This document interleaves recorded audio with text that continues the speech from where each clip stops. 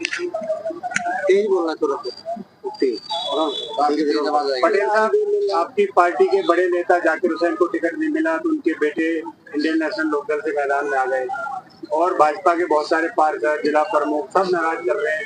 कल तक जो लंबी चौड़ी भीड़ दिखती थी आज आधी रह गई है, कैसे देखते?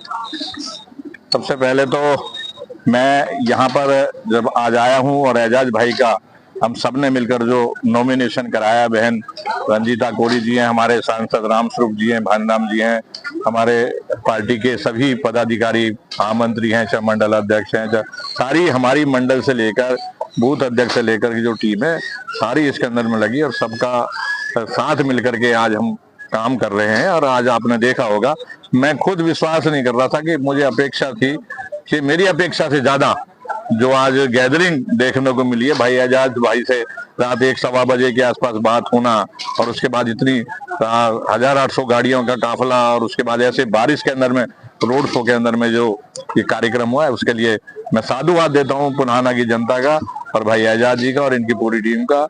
और इससे बिल्कुल स्पष्ट है जो आपने अभी पूछा था कि दो परिवारों का दो लोगों का हमेशा यहाँ पर राज रहा है। इस बार निश्चित रूप से यहाँ पर बदलाव होगा, जनता बदलाव चाहती है।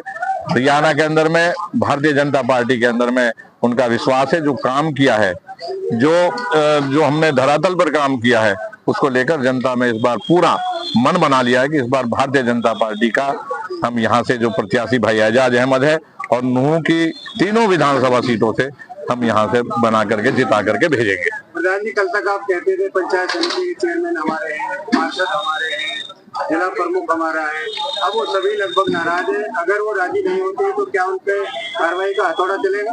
देखिए, सबसे पहली बात तो ये है कि अभी कल 2 बजे टिकट डिक्लेयर हुई और निश्चित रूप से टिकट मांगने वाले मैंने जैसे पहले बताया 8 से 10 लोग होते हैं। गुस्सा स्वाभाविक है कि हर एक आदमी के मंशा होती है कि भाई मैं चुनाव लड़ूं, और टिकट चूंकि एक है, सेंट्रल जो कमेटी है वो भी और स्टेट कमेटी है वो।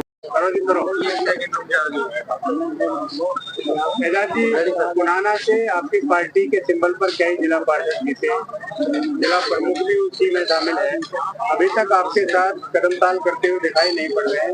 क्या कोशिश आपकी तरफ से मनाने की होगी?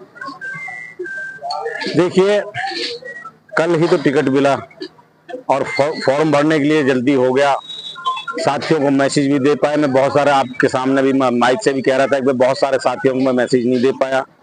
अब हमारे जिला अध्यक्ष बैठे हैं, हमारे सीनियर बैठे हैं, उन पार्टी के तमाम साथियों को साथ चलाने के लिए तो इनकी जिम्मेदारी है, बाकी आवाम को, वोटरों को काम मनाने की मेरी जिम्मेदारी है। दो भाई आमने सामने हैं, कैसे देखते हैं? दो भाई आमने पहली बार नहीं हुए कासिम जी, हम 1996 में भी आमने सामने हुए जब 3 भाई थे, 2009 में भी 3 भाई थे हम, और अब 24 में 2 हैं। उन 2 इलेक्शनों में, 2 चुनाव में मेरे पास टिकट नहीं था, मैं निर्दलीय चुनाव लड़े।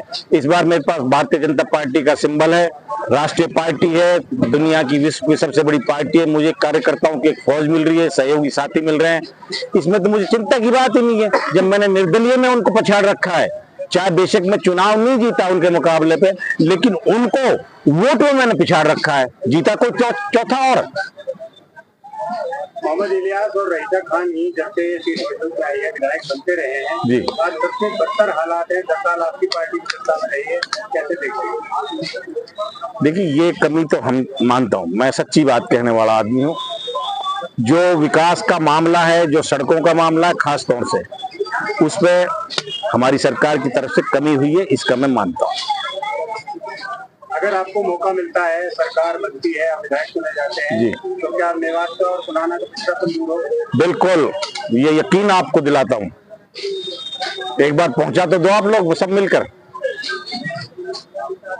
क्या संदेश देना चाहते हैं?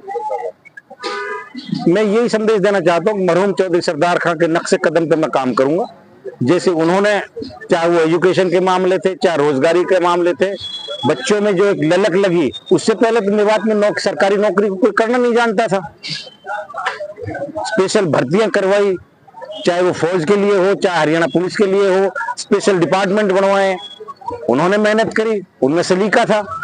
आज मेरे अंदर, मुझे उम्मीद है कि मेरी पार्टी ने जैसे मेरी ऊपर विश्वास जताया मुझे अपनी पार्टी से उम्मीद है कि जब मुझे आप लोग चुनाव, आपके सहयोग से चुनाव जीत जाऊंगा, तो जो योजना मैं लेके अपने मुख्यमंत्री जी के पास लेके जाऊंगा मेवात के लिए, उनको पास करवाऊंगा।